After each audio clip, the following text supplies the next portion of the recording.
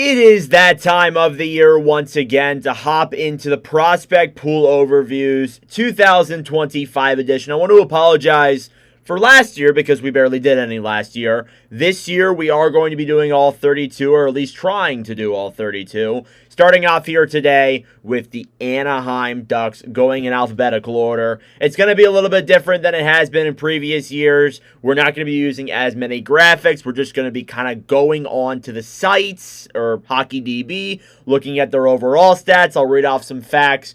Maybe we'll show some video footage and all that good stuff. But regardless, let's hop right in with Roger McQueen, who was most recently drafted this past year by the Ducks. He was born in Saskatoon. He plays a center / right wing. He shoots right. He is 6'6", 198 pounds. Was drafted 10th overall in 2025.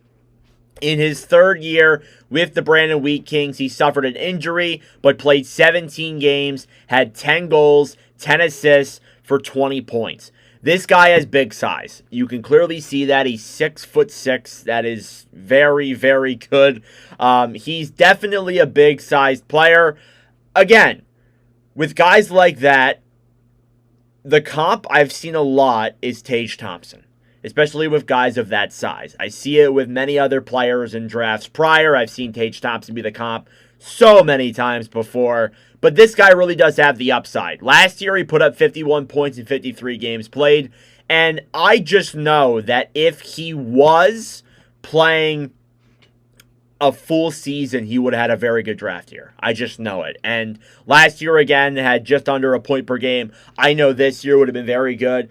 This kid has franchise upside, and I really do believe that. The big risk that everybody was a little bit scared of was the injury. The injury was kind of scaring everybody, but McQueen said at the Combine that the injury was just a fracture and it wasn't going to be something that was going to be permanent moving forward. So that gave some teams a little bit less of a worry, I guess you could say. But even still, McQueen dropped more than he probably should have, to be honest with you. And it really does stink because I have a lot of upset and a lot of excitement for Roger McQueen and him going over there to the Anaheim Ducks, who are already pretty good down the middle. McQueen could be terrific for them. And I'm looking forward to seeing how that's going to be. And as well as that, too, obviously, you see the whole thing with him going to Disney World and seeing Lightning McQueen.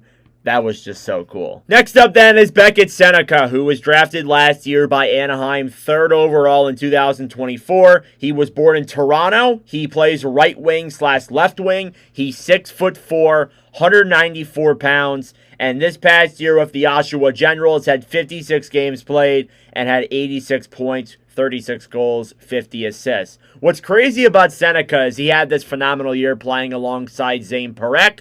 And after this year, this pick looks a lot better. At the time, it looked a little bit controversial to be 3rd overall. We thought Seneca was going to go in the top 10, but not 3rd overall. I think for a team like Anaheim, who already does have a lot of their pool kind of just cemented into the roster, McTavish, Terry, numerous others, Cutter Goce as well. They're all escaping my mind because, of course, they are. But you already have a lot of your guys out there and fully ready to be in the NHL.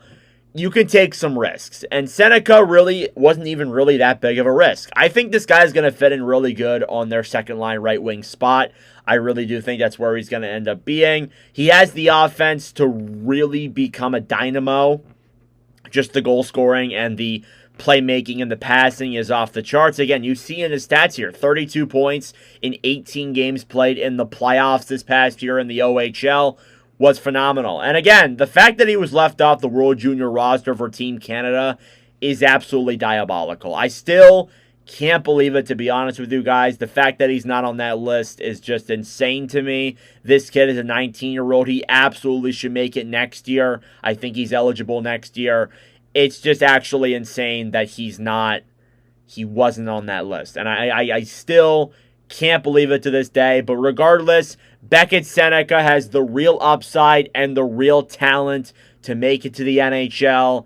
It's just a matter of when. For this next one, I could have gone in a couple different directions with this. I could have gone to like Sasta Pazujov or Nathan Goce or even a couple other guys who are probably better than this player, but I really do want to highlight some of the players who were taken in this past year's draft. And Eric Nilson is one of those guys. He's a center. He was born in Calgary, Alberta. He's 6 foot, 165 pounds. He was drafted 45th overall in the second round by the Ducks this past year, and in 37 games played with Jew Gardens, had 38 points and 12 goals. He actually played alongside Victor Eklund and Anton Frondel, so he was on that team as well with those two players. Again, obviously, he's committed to Michigan State University, so he's not going to be playing in Djurgården next year. He committed to a college, so good on Nilson there, coming into there. But you're obviously wondering,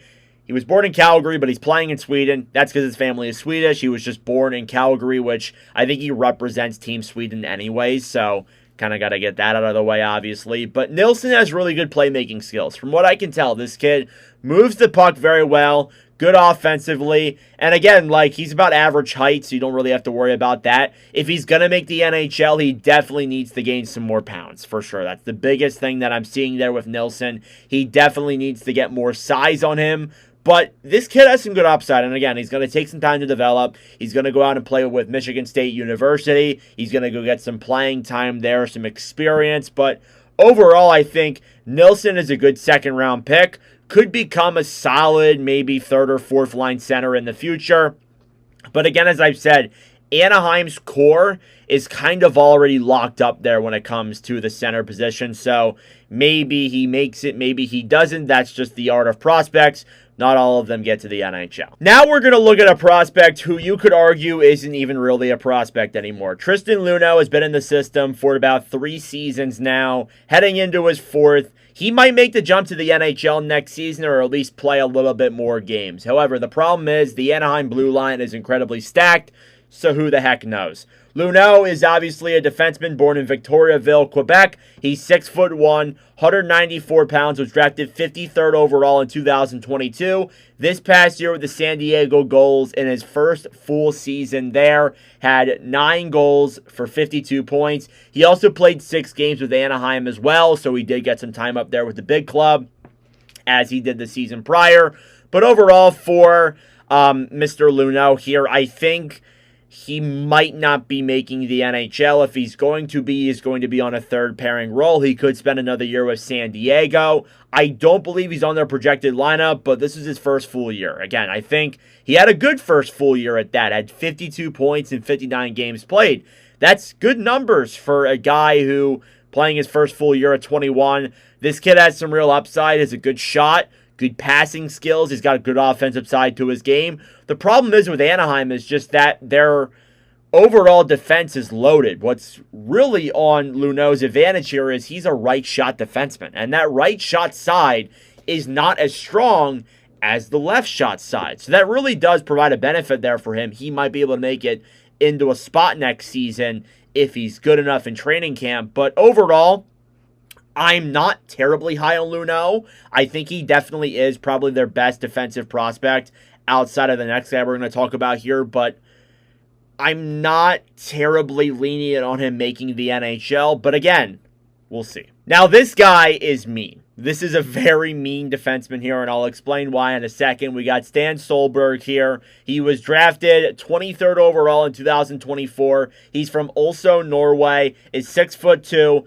205 pounds, is a left shot defenseman. This past year with Farjestad BK in the SHL, had 12 points in 47 games played. He also played 10 games with San Diego as well, so he made the transition over to North America. He is a big-hitting, mean defenseman. He's a hitter. He loves to hit. He's a mean player in that term of just stats. Like, he is very entertaining to watch. And you need guys who can hit. You need guys who can play a defensive style and hit and be mean and rude. And that is Soulberg right here and there. And the problem is with him is he is a left shot defenseman. That is the big issue with Soulberg. He is somebody who is coming into a very stacked Anaheim blue line. Now, the good part is that he probably won't be playing in the NHL next season. He may get some time in the NHL, but probably not going to be playing a full-time role. I think The Ducks likely want this guy to just play a year where he develops down below with San Diego. Again, he played 10 games last year, was half a point per game. I think that's great. But again, just somebody who I think is going to take some more time to develop here with Anaheim. But I really like this guy. I do think he's better than Luno. I think he is their best defensive prospect in terms of all the guys they have. I think he's even better than the guys they drafted this past year. I just think the upside with him and becoming an NHLer is way higher than Luno. I know Luno had great offensive numbers, but I think just Soulberg, with the way he hits and just plays defense, I think he has a way better chance at making the NHL. Now we take a look at the goaltender. And the goaltender may not always be the best goaltender in the prospect pool as a whole. I'm going to try for the most part to go and look at goalies who were just recently drafted, or obviously the best goalie in the prospect pool, depending on what goalie it is. But to this one, we got Elijah Nwander. I'm pretty sure I'm saying that right. He was drafted this past year by Anaheim. He was born in Biel, Switzerland. He's 6'4", 198 pounds, was drafted 104th by the Ducks in 2025. This past year with HC Freiburg, had 11-5-0 record, a 2.24 goals against, and a .880 or a .909 save percentage. Sorry, I was looking at the wrong numbers. Yeah, the numbers over there in Switzerland are a little bit hard to find. Just looking at this right here, it doesn't even have their wins and losses record on HockeyDB. But honestly, from what I'm gathering here from Nwander, he has some solid numbers over there in Switzerland, but it's just kind of hard to tell. With a guy like him drafted over there in Switzerland, it's only what the scouts know, honestly. I decided to pull up his draft guide here because I think that's the best thing to look at here for a guy like this. We can read through it here a little bit.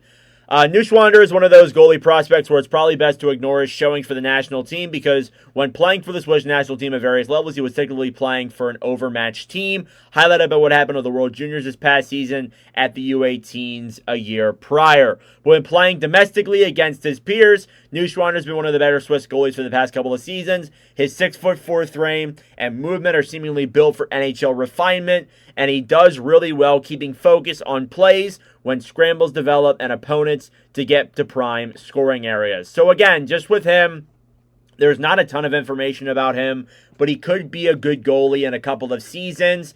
But again, you don't really know. Goalies take a long time to develop, so we may not hear from Nwander for many years. So going through and quickly highlighting some of the other prospects that are in the system for the Anaheim Ducks, you have Sam Colangelo this past year, who had 40 points in 40 games with San Diego. Got the call to Anaheim for a little bit, played 32 games, had 12 points in 32 games as well. I don't think he's a prospect anymore, but this kid could make the NHL next year on a fourth-line role, possibly. You also have Yegor Sidorov, who was drafted in 2023. In a full season this past year as San Diego, had 34 points in 59 games played. Going to take a little bit more time, but Sidorov could be an NHLer soon. You also have Nathan Goce as well, brother of Jacob Goce, who just played in the NHL for the Flyers. Goce, not too impressed with him. He had 19 points in 56 games played with the Goals this past year. Has not made the NHL yet. He's looking like a bust as a first overall pick. You have Lasse Bullas, who was just drafted this past year by Anaheim. Had 2 points in 7 games played in the Liga. Has good upside there as a defenseman, but again, you'll see what he is when he develops. And then last but not least, Tyson Hinz as well, who had 18 points in 71 games played this past year. He was a third-round pick by the Ducks. I don't think he's an NHLer, but we'll see. Then last but not least here, we will wrap up with my prospect rankings of the Ducks. First and foremost, got to go Senica number 1. Roger McQueen is number 2 for me. I love Soulberg. He's going number 3. Colangelo's number 4. Luno is 5. Nilson 6. Yegor Sidorov is at 7. Pastujov at 8. I didn't talk about Pastujov. I think he had a really good second half of the year for the Goals. Definitely going to take some time. Hinz at number 9, and then Noah Reed is at number 10 for me. That's my rankings here for the Ducks prospect pool. I think it's pretty straightforward. Again, it's a lot weaker than it once was, but this pool is still very solid. I'd probably rank it in the middle of my overall prospect pool rankings. We'll probably do that at the end of the offseason once we're through all of these teams. But that is my prospect pool overview for the Anaheim Ducks. Let me know your thoughts in the comment section down below. Next up now is the Boston Bruins. But thank you all very much for watching. If you enjoyed, make sure to like the video down below and subscribe if you are new. We got plenty more content coming here during the offseason. But thank you all for watching, and I will see you guys in the next video.